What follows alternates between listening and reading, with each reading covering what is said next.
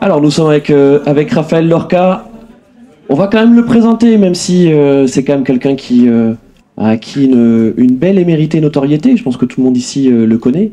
Beaucoup sont d'ailleurs venus pour le rencontrer et l'entendre.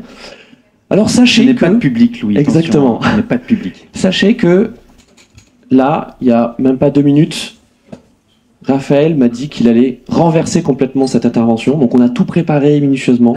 Et il m'a dit, Louis, il faut qu'on parle de l'extrême droite. Alors que c'était absolument pas prévu. Mais on va le faire. On va le faire si vous le voulez bien. Bon, pour te présenter en quelques mots, tu as déjà eu 1000 vies, bien que tu sois très jeune. Et tu as déjà publié donc 3 essais. Et un premier essai qui est autour de la marque Macron, la marque du neutre. D'ailleurs, tu nous en parleras peut-être. Hein. C'était pas un jugement sur l'action politique d'Emmanuel Macron, mais c'était plutôt sur son positionnement marketing, le neutre au sens de Roland Barthes. Tu nous parleras d'ailleurs de Roland Barthes parce que je crois que c'est un auteur qui t'est cher. Un deuxième ouvrage qui était donc à la veille de la campagne présidentielle 2022, qui était sur les nouveaux masques de l'extrême droite, et notamment le jeu dangereux entre Zemmour et Marine Le Pen, et ton dernier ouvrage, qui est certainement celui qui a fait, je pense, le plus de bruit, hein, qui est sur le roman national des marques. Donc tu nous auras peut-être aussi quelques mots à ce sujet, mais on voit donc que tu es marqué par la notion de marque, sans mauvais jeu de mots là aussi, mais parce qu'aussi tu es ici dans la Guilde des Plumes. L'écrit fait partie de ton travail, de ton quotidien, mais quand je t'ai posé la question, est-ce que tu te sens plume, tu as longuement hésité, et c'est plutôt le mot communicant qui est arrivé. Bonjour à tous. Je me sens un grand imposteur ce matin quand même. Hein. Ça fait quelques années que j'ai des copains qui gravitent autour de la Guilde des Plumes, qui m'en parlent régulièrement. Je ne me sens pas du tout plume, mais j'en ai peut-être une définition très restreinte. J'ai un rapport aux mots, ça c'est vrai. Du fait de ma formation, moi j'ai fait 4 ans de doctorat en linguistique, dans une sous-discipline extrêmement niche qu'on appelle la sémantique argumentative, qui développe une idée merveilleuse mais que je n'ai jamais réussi à comprendre en fait. Non mais sincèrement, et donc je n'ai jamais réussi à terminer ma thèse, qui est de dire que tout mot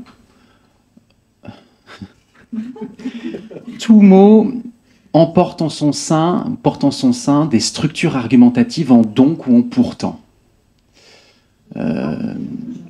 Alors, je pensais pas du tout me lancer là-dedans. Alors, on l'avait pas du tout préparé. Hein, C'est assez génial. Je vous donne un exemple, après j'arrête.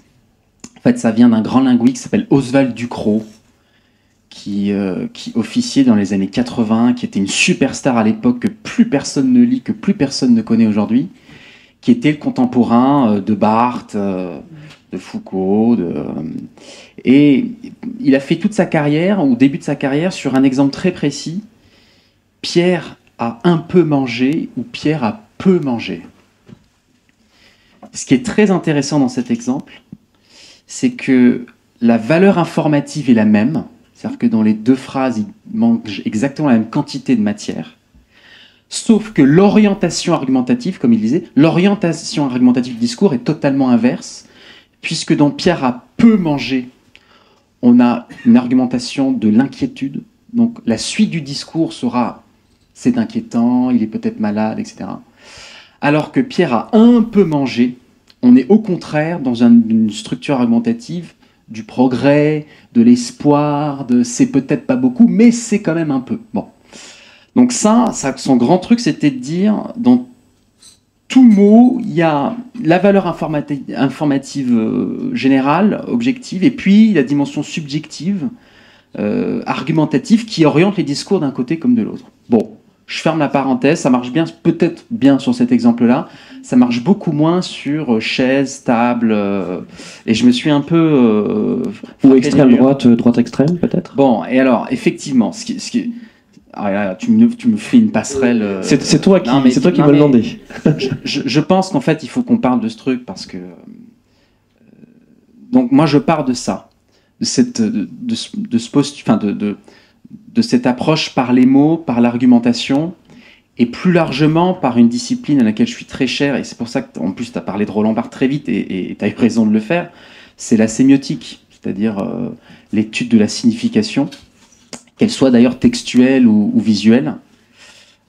Et c'est de cette façon que j'ai approché la marque Macron, et c'est de cette façon dont je me suis intéressé aux stratégies d'influence verbale, iconographique, scénique de l'extrême droite pendant la dernière campagne présidentielle. Non, mais en fait, la fin de la discussion précédente m'a fait dire qu'il y avait peut-être d'une part une appétence de votre côté pour parler de l'extrême droite, et d'autre part, en fait, c'est réellement une angoisse existentielle.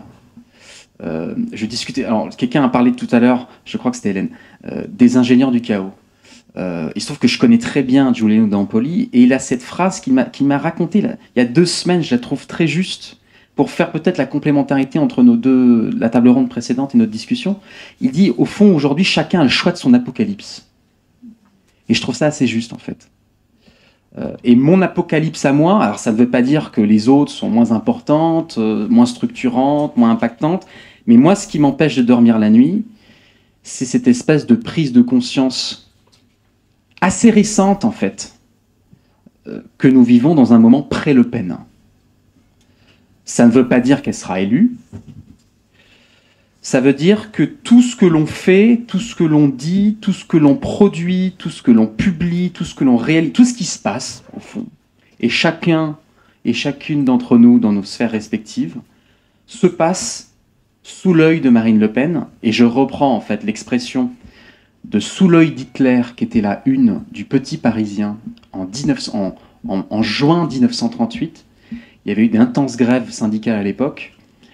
Et le commentaire du Petit Parisien était de dire tout ceci se déroule sous l'œil d'Hitler. Et en fait, c'est une expression qu'a reprise Michael Fessel dans son livre merveilleux, si vous vous intéressez à ce genre de problématique, qui s'appelle Récidive 1938, et qui avait fait en fait une exploration dans la presse française de 1938, en montrant qu'en fait, à ce moment-là, il y a des points de bascule, et on aurait très bien pu ne pas avoir tout ce qui s'en est suivi par la suite.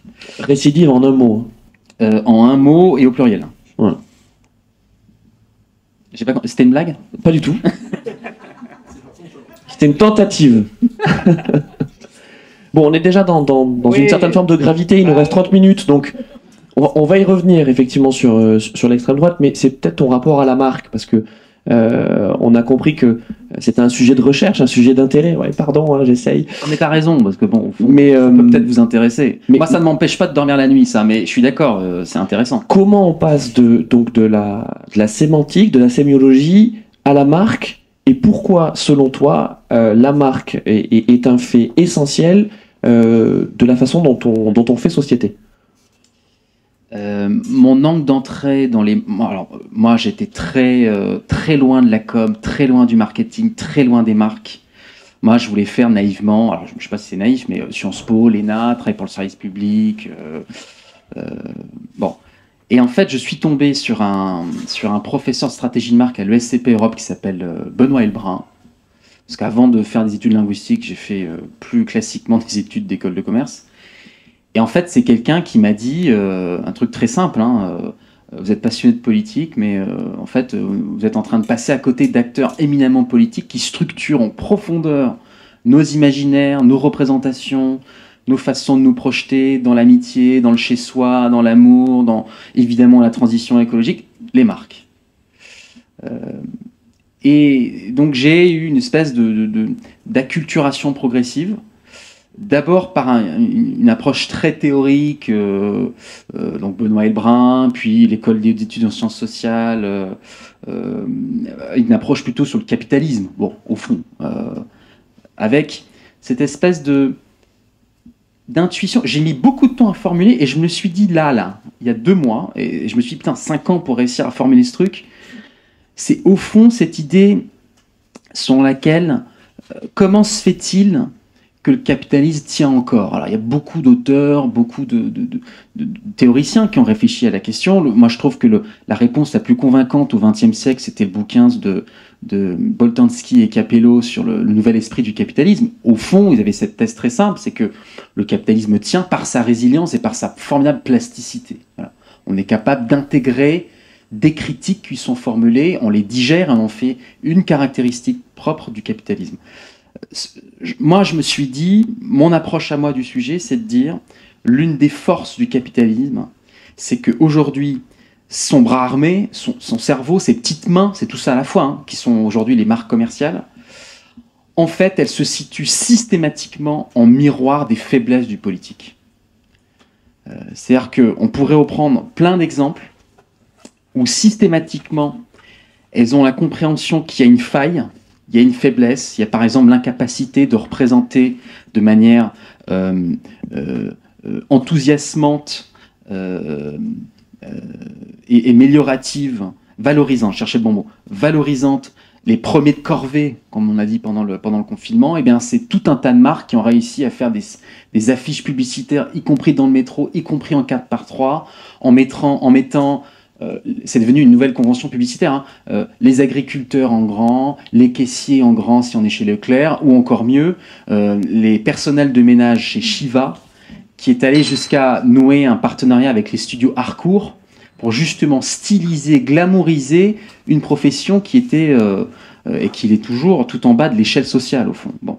Ça, c'est une question de la représentation du back-office de la société, pour prendre d'autres formules d'autres chercheurs. En l'occurrence, ici, c'est Denis Maillard. En fait, il y en a plein. Moi, j'ai été très frappé de la phrase de Bompard pendant le confinement, qui disait à ses salariés, vous n'êtes plus simplement des employés de Carrefour, vous êtes au service, pardon, vous êtes membre d'un service public de l'alimentation. Bon. Donc là, je me suis dit, c'est intéressant parce que c'est le mouvement inverse qu'on a souvent étudié. Jusqu'à présent, alors pardon, je parle de mon camp, mais au fond, la gauche s'est intéressée à la façon dont le service public avait été contaminé par les logiques de marché, et donc c'est tout ce qu'on a appelé le New Public Management, le fait qu'on gère des hôpitaux comme les entreprises, etc., etc. Tout ça est très bien documenté. Là, il y a un mouvement inverse qui est hyper déstabilisant quand même, c'est que la sphère privée est en train de s'accaparer tout le langage du service public et de l'intérêt général. Bon. Donc ça, je trouve que c'était quelque chose de très important, en partant de ce pilier politique. Alors, il y a juste quelque chose que, oui, pour ceux qui ont donc lu ou qui vont lire le roman national des marques, toute ton introduction, c'est justement sur l'américanisation justement de notre rapport aux marques et sur la façon dont la société de consommation et donc les grandes marques américaines ont aussi servi de ciment à un moment où la société américaine avait été un melting pot, on le sait, mais finalement avait assez peu de points communs pour réussir à faire nation. Alors ça marche bien pour les États-Unis, mais ensuite, quand on essaie de faire le parallèle avec l'Europe et en particulier la France, est-ce que ça marche aussi bien ou est-ce que finalement il faut peut-être rappeler d'autres arguments, et si oui, lesquels? Alors je vois très bien pourquoi tu parles d'américanisation, parce qu'en plus j'y consacre un chapitre entier. Je reformule très rapidement et je te contredis juste après, mais c'est... Non, mais je me suis intéressé aux États-Unis parce que c'est quand même le pays où culturellement il y a un rôle collectivement accepté des marques pour raconter le pays, ses failles, ses difficultés, ses angoisses collectives, etc.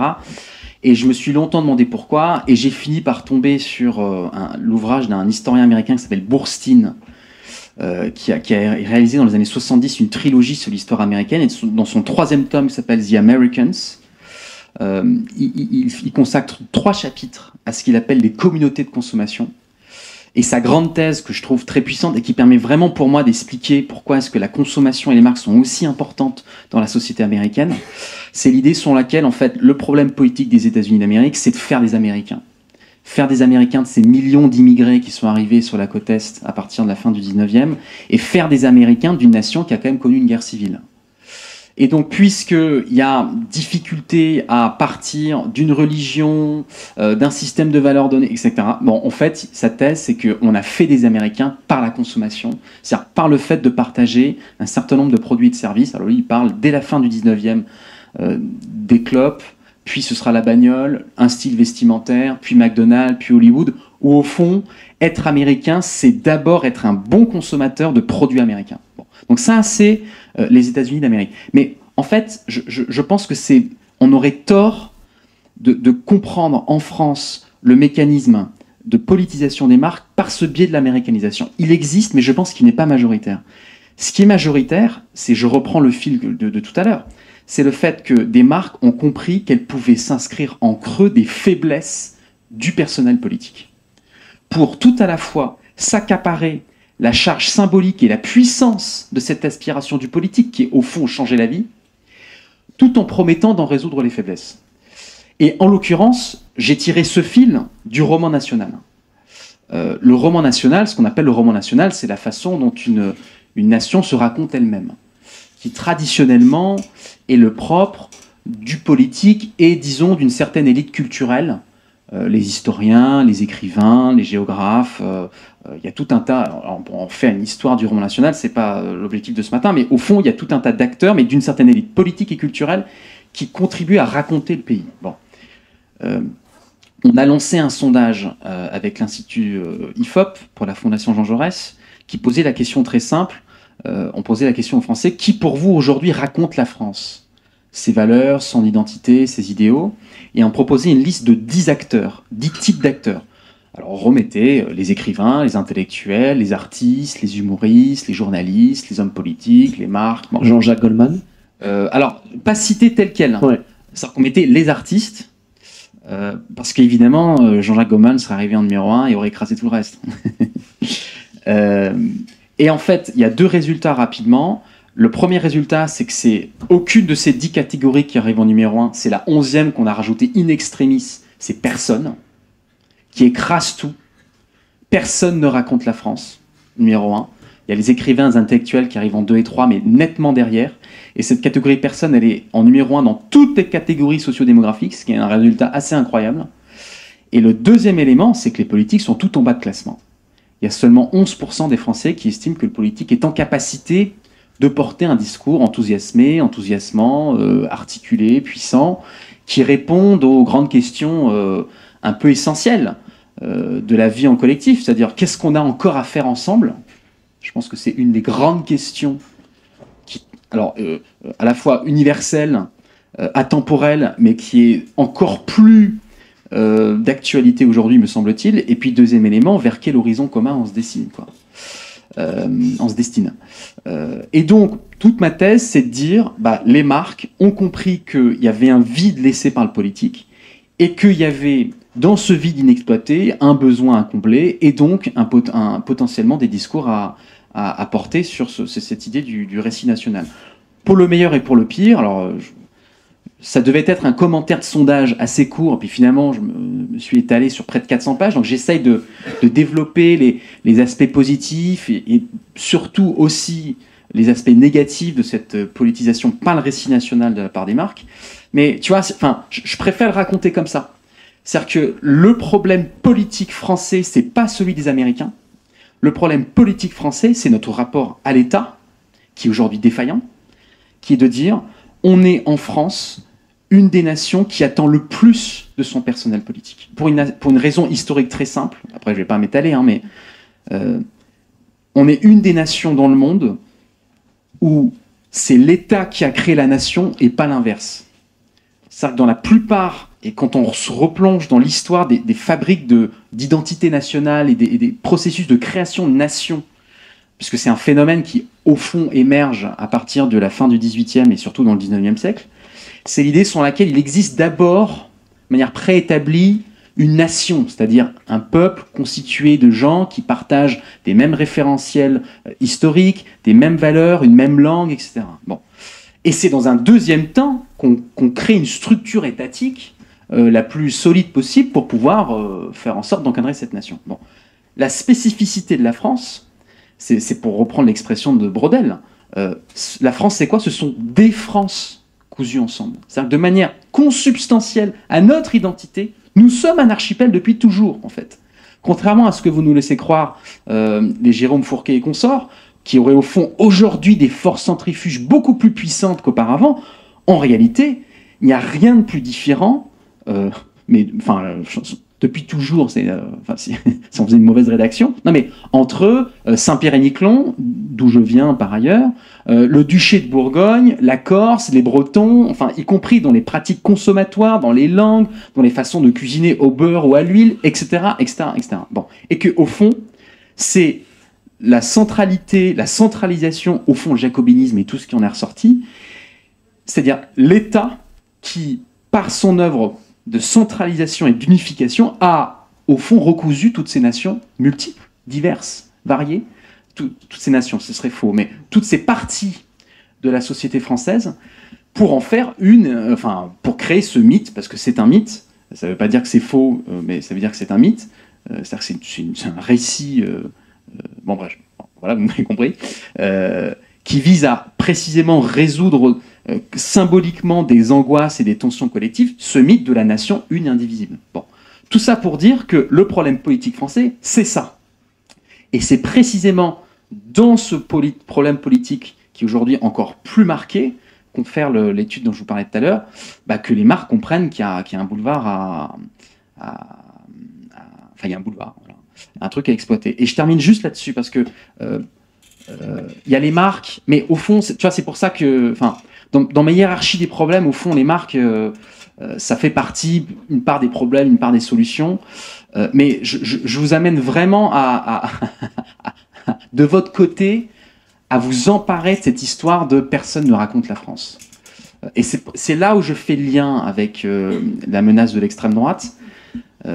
C'est qu'au fond, pardon, alors je monopolise le truc et je fais des ponts. Enfin, attends, c'est toi l'invité, hein, c'est toi le keynote speaker. je reviens à mes névroses, hein, mais je pense que l'une des façons... Vous savez, moi, là, je trouve que la phrase de Laurent Berger dans Le Grand Continent sur Marine Le Pen est la plus juste sur le moment. La question n'est pas de savoir si Marine Le Pen va ou pas arriver au pouvoir. La question est de se rendre compte que la fusée est partie et qu'il nous appartient à nous de savoir si on est en capacité de faire déjouer la trajectoire ou pas. Bon. Donc, moi, tout mon travail, c'est d'essayer de regarder sur quel bouton du clavier, sur quel levier on peut actionner pour essayer, d'une manière ou d'une autre, de faire déjouer la trajectoire de Marine Le Pen en 2027. Bon, c'est mon apocalypse à moi. Dans ces leviers qui me semblent intéressants de mentionner, c'est cette idée de raconter la France. Luc Rouban, qui est un politiste du CEVIPOF, donc le laboratoire affilié à Sciences Po, disait la chose suivante: nous sommes une société, non pas d'archipel, mais d'anomie. Où il notait, benchmark à l'appui sur tout un tas de pays européens, que nous sommes en France le pays où la proportion de gens qui s'estiment n'appartenir à aucune communauté, y compris la communauté nationale, est la plus élevée. En France, 41% des Français estiment n'appartenir à aucune communauté, de valeur, de goût, national, de langue, etc., etc., etc. C'est extrêmement fort. En Allemagne, de mémoire, je crois que c'est à peine 20%, ce qui est déjà énorme, mais c'est 2 fois moins. Bon.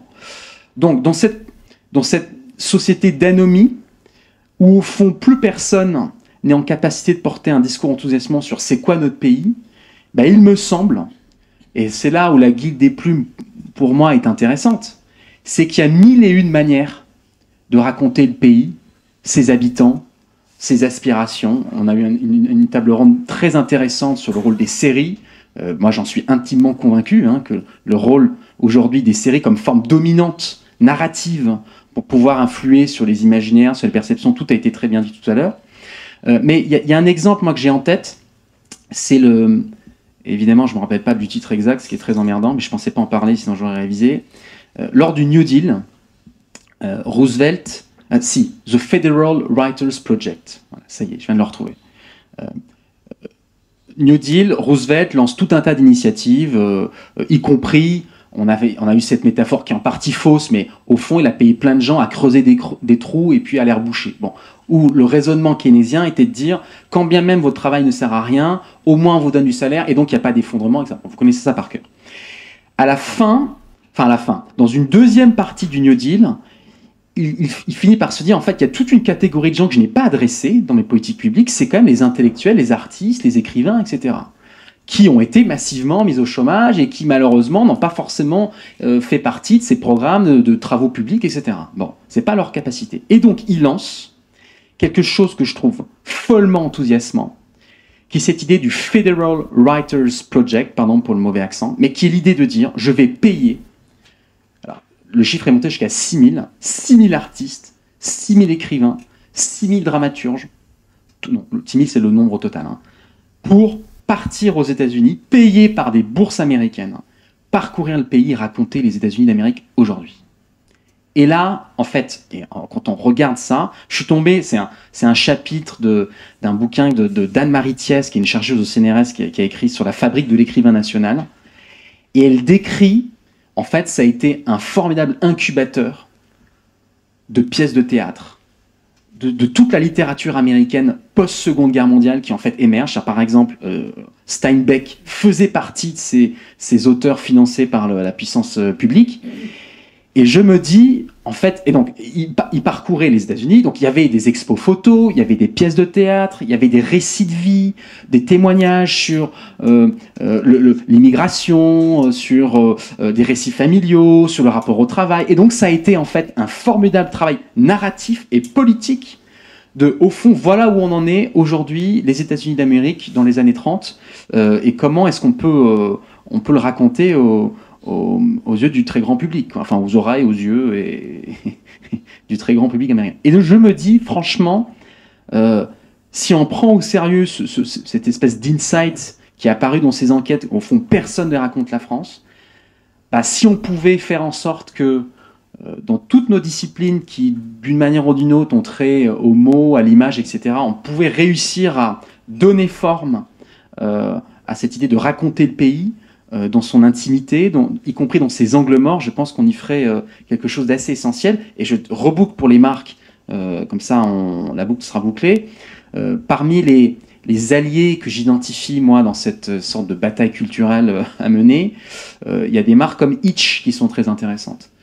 Hitch, qui est un concurrent de Uber, qui est donc une marque de VTC, une entreprise de VTC, qui a pour caractéristique d'avoir 80% de ses trajets soit en provenance, soit à destination d'une ville de proche banlieue, et qui a décidé, après moult atermoiements stratégiques, communicationnels, etc., en fait, leur territoire de communication, c'est la banlieue.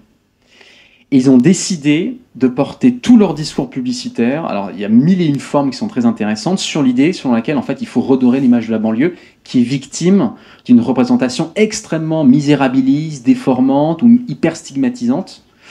Et donc ils ont fait par exemple, mais c'est un exemple parmi d'autres, hein, et loin de moi l'idée de dire que les marques doivent être les seules à s'emparer de ce type de discours, mais c'est un exemple, une espèce d'écosystème d'acteurs à mobiliser selon moi pour raconter la France. Il faut un spot publicitaire très simple où la mécanique c'est en voix off, on met des extraits de messages médiatiques réels qui ont été tenus sur la banlieue pour dire des espaces sans vie, où germent les graines de la violence, où tout n'est que désespoir, trafic de drogue, etc. Et, mécanique créative très intéressante, en image, on donne à voir l'exact inverse. Et donc là, on a une marque qui signe à la fin, plus loin des clichés, plus loin des stéréotypes, le VTC qui va plus loin que le périph'. Ça, je trouve ça intéressant. Voilà, bon, je sais pas comment atterrir là-dessus, mais non, très bien. Parler de Le Pen, Hitch et Roosevelt. Merci Raphaël. Mais derrière ton travail autour des marques que tu nous as bien décrit, il y a aussi celui autour des mots. Les mots, tu les scannes tels des symboles et c'est ça. Et pour revenir donc à la politique, et ça y est, on arrive à l'extrême droite, c'est maintenant. Dans donc la marque Macron, qui est pas la marque neutre, mais la marque du neutre. Tu montres comment en fait la Macronie, et c'est pas du tout péjoratif de ma part, mais c'est en fait quelque chose qui n'existait pas est arrivé, en fait une marque qui n'existait pas est arrivée sur le devant de la scène, et avec ton ouvrage suivant qui est celui sur les nouveaux masques de l'extrême droite, c'est comment l'extrême droite, j'ai envie de dire moderne, s'est construite aussi par effet miroir avec cette marque du neutre, mais également et c'est pour ça que tu emploies ce mot des masques, avec un héritage, parce que ce sont en fait des marques politiques qui existaient déjà, un héritage qui n'était pas forcément glorieux, et qui était un jeu d'équilibristes, notamment de la part du Rassemblement national, qui lui-même a changé sa marque, pour essayer de garder l'ancien champ sémantique, et notamment ses fidèles, et en attirer des nouveaux, qui justement pouvaient être rebutés par les anciens attributs de la marque, de l'ancienne marque Front National. Je te laisse votre question. Bah, au fond, moi, en fait, moi, j'avais voulu faire un bouquin sur la marque Le Pen. Et en fait, je me suis rendu compte que ça ne marchait pas. Pour la simple et bonne raison que j'avais une définition très restreinte et très précise de la marque, qui est celle de mon mentor, Benoît Elbrun, dont je vous ai parlé tout à l'heure, qui est de dire une marque, c'est quoi? C'est une structure sémiotique. Donc là, voilà, on reboucle ce que je disais tout à l'heure, c'est une structure qui produit de la signification. Et comment est-ce que ça fonctionne? Ça fonctionne en articulant de manière cohérente 3 niveaux de sens. Un projet, une vision, des valeurs, c'est le premier niveau. Un récit, ce dont on a discuté depuis ce matin. Et puis, une esthétique. Des mots, des imaginaires, des couleurs, des chartes graphiques, des mises en scène, des logos, etc. Tout ce qu'on voit, tout ce qu'on perçoit. Et qu'au fond, une bonne marque, c'est une structure qui articule de manière, encore une fois, cohérente, tel un fil rouge, ces 3 éléments. Et c'est en cela que je voulais parler, moi, de marque politique, non pas pour en décrédibiliser le concept, non pas pour dire il faut vendre le politique comme la savonnette, parce que ça, je pense que c'est une conception marketing de la politique, en réalité. On parle marché, positionnement, concurrence... L'idée, ce qui n'est pas ton approche, hein. Il faut bien le dire, c'est que tu n'as pas une approche marketing. Absolument. L'approche marque, c'est vraiment issue de cette école française de la marque, parce qu'il existe une école française de la marque qui est très peu étudiée en réalité, avec des auteurs comme alors Benoît Elbrun, qui en est un des illustres représentants encore vivants, Jean-Marie Floch, des gens comme Grémas, qui a inspiré tout ça. On peut remonter à Barthes. Bon, il y a tout un tas d'acteurs, de sémiologues, en fait, des gens qui ont travaillé la langue et qui l'ont appliqué à la marque. L'idée était de dire que, au fond, l'idée d'une marque qui consiste, si je reformule, hein, à articuler 2 pans qui sont disjoints, le plan immatériel des valeurs, comment est-ce qu'on représente la liberté, et des plans matériels. Et qu'au fond, personne n'a jamais vu la liberté là, ou la République à l'œil nu, comme dirait Régis Debray, j'adore cette formule. Et donc il faut bel et bien à un moment donné la matérialiser dans des discours, c'est votre rôle, mais aussi dans des images, dans des métaphores, dans tout un travail matériel. Et qu'au fond, une marque arrive à faire ça. Alors dans le discours marchand, évidemment, hein, mais qu'au fond, lorsque Citroën, dans les années 80, avec Séguéla, veut vendre l'idée de liberté, qu'est-ce qu'ils font? Ils représentent de manière très métaphorique et très poétique des centaines de chevrons, enfin des chevaux qui galopent dans la prairie, et puis quand on dézoome, ça fait le logo Citroën en V, vous voyez. Bon, et au fond, l'idée de parler de marque politique, c'est de dire, bah, il y a une forme d'efficacité symbolique, ça c'est une expression de Bourdieu, à pouvoir retranscrire des projets qui sont au premier niveau dans des discours, dans des mises en scène, etc. Bon. Et donc, ça marchait pas pour Le Pen. Alors pourquoi ça marchait pas? Merci de me relancer, je m'étais perdu. Pourquoi ça marchait pas pour Le Pen? Parce qu'en fait, il y a une inadéquation entre ce qu'elle donne à voir et ce qu'elle porte comme projet politique, tout simplement. Ce qu'on appelle souvent la dédiabolisation, c'est que son niveau esthétique, ses mots, ses mises en scène, tout appelle à la modération, à l'adoucissement. On pourrait en faire une espèce d'étalage, y compris dans le travail de ses couleurs en arrière-fond en discours, ces typographies qu'elle utilise. Il y a une évolution entre le moment où elle devient présidente de la République, présidente du Front National et aujourd'hui. Donc il y a tout un travail d'adoucissement de la forme, alors qu'au fond, il y a un logiciel de l'extrême droite qui reste bel et bien intact. Donc il n'y a pas de marque Le Pen dans ce sens très précis. Donc c'est là où j'ai voulu mobiliser cette idée de masque, c'est-à-dire au sens où les anthropologues, au sens où les gens du théâtre, je me suis replongé pendant des mois dans cette... finalement, ça donne peu de choses dans le bouquin, mais au fond, c'est cette idée de création de façade symbolique qui m'intéressait, plus que la notion de marque. Et donc, au fond, ce livre est devenu beaucoup plus un livre sur alors moins marque, plus opinion en réalité, sur, au fond, les stratégies de l'extrême droite qui étaient celles de 2022. C'est moins le cas aujourd'hui, peut-être qu'on aura le temps d'y revenir, mais quoique, c'est faire baisser le coût d'adhésion aux idées radicales d'extrême droite. Faire baisser le coût d'adhésion aux idées d'extrême droite, parce qu'il existe historiquement un coût d'adhésion. Historiquement, c'est pas facile, en fait, de faire son coming out mariniste, ou mariniste, que ce soit Jean-Marie ou Marie, c'est-à-dire que... Marine, pardon. Ou Rassemblement National, tout court. Ou Rassemblement National, c'est-à-dire se déclarer et être prosélyte auprès de ses amis, de son travail, etc. Historiquement, c'est difficile. Donc il y a un coût d'adhésion. Et l'ensemble des stratégies menées conjointement par Zemmour et par Le Pen avaient pour moi un seul et même brief, c'était comment est-ce qu'on fait en sorte de rendent plus facile l'idée même d'être d'extrême droite aujourd'hui. Ce qui donne des résultats certains. Hein. On est à 42% en deuxième tour. Alors là aussi, il y a un jeu avec les mots, c'est que l'extrême droite ne se définit pas comme étant d'extrême droite, mais étant souverainiste. Voilà, c'est on va dire un nouveau mot qui vient d'apparaître, entre autres, qui existait déjà, mais qui maintenant, voilà, c'est nous sommes les souverainistes, c'est le camp des souverainistes. C'est plus les conservateurs, c'est les souverainistes. Des patriotes. Bon, il y a un jeu sur l'étiquette qui est évident, parce qu'ils savent très bien que dans les coups d'adhésion à l'extrême droite, il y a cette expression même d'extrême droite qui remobilise immédiatement tout un imaginaire de lutte antifasciste qui fonctionne encore très très bien, contrairement à ce qu'on raconte. Hein. Et donc là, je me base sur des études beaucoup plus quali, parce que c'est un des autres pans. Là, j'ai parlé beaucoup. J'ai parlé beaucoup en fond de sémiotique, c'est-à-dire de production sur l'offre, sur le discours. Une de mes découvertes récentes, ça a été au contraire d'écouter les gens. Et je passe beaucoup de temps à être en focus group, en entretien individuel avec des gens dans toute la France, avec des instituts de sondage, d'études, d'enquête. Et au fond, cet imaginaire antifasciste fonctionne encore très bien sur, au fond, le stock d'électeurs qui n'ont jamais voté Le Pen. Ça, tu le fais dans le cadre de la Fondation Jean Jaurès. Hein. Jean Jaurès, et puis beaucoup Destin commun. Je ne sais pas si vous connaissez cet institut qui est remarquable, qui travaille sur les fractures, la polarisation de la société. Donc voilà, ils font beaucoup d'entretiens et d'études qualitatives en focus group. Là où je voulais en venir, c'était, qu'est-ce que j'étais en train de dire ? Sur les mots, sur cette bataille de l'étiquette d'extrême droite qui fonctionne encore chez une très large partie des gens qui n'ont encore pas voté Le Pen. Et je voulais juste dire parce qu'on a parlé tout à l'heure de rendre cool l'écologie, les stratégies de la désirabilité, etc.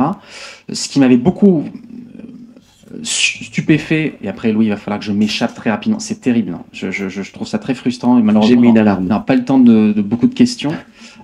Non, juste pour terminer là-dessus, il y avait une stratégie du cool au sein de l'extrême droite qui était formidablement déployée de la part de Reconquête et de tout l'écosystème d'influenceurs et de production de contenu qui était associé. Je prends un exemple, parce que je trouve que c'est l'une des façons les plus disruptives de faire la communication politique aujourd'hui, et ça a été Éric Zemmour qui l'a amené. Vous vous rappelez peut-être de sa proposition choc, qui malheureusement reprend l'actualité au vu de ces derniers jours, celle d'interdire les prénoms étrangers dans le Code civil. Et accolé à ça, de manière concomitante, est sortie une plateforme qui s'appelait vitemonprénom.com, qui était collée à l'époque, on est en l'automne 21, c'était vite ma dose, hein, c'était le moment où on se précipitait, peut-être pour certains d'entre vous, j'en fais partie, pour savoir est-ce que je peux avoir des doses de vaccins, etc. De vaccins, on est d'accord. De vaccins. Voilà. Et en fait, c'est une plateforme qui était dans une forme d'autodérision. En fait, vous avez un prénom. Si Éric Zemmour gagne en 2022, quel prénom vous devriez adopter ? Et donc, Mohamed devenait Michel. KFC devenait Luc. Domino's Pizza devenait Dominique. Je parle de ces deux exemples parce que ce sont des marques qui ont communiqué dessus. Regardez ce que... Tout plaqué pour devenir Luc France a tweeté KFC et qui a renommé son compte Twitter pour la journée KFC. Au total, c'est 140 millions de prénoms testés, ce qui est extraordinaire parce que l'une des premières difficultés dans la sphère politique, c'est de faire percer des propositions. Alors, d'une part, c'est d'en avoir, première difficulté, mais quand bien même on en aurait, c'est l'idée de faire connaître. Un travail sur la notoriété même de la proposition. Là, on a une plateforme qui a totalement visibilisé la proposition et une enquête du Parisien a montré que c'était les équipes de Zemmour qui avaient lancé ça. Pour un double élément, donc un, notoriété, et deux, évidemment, dédramatisé par l'humour.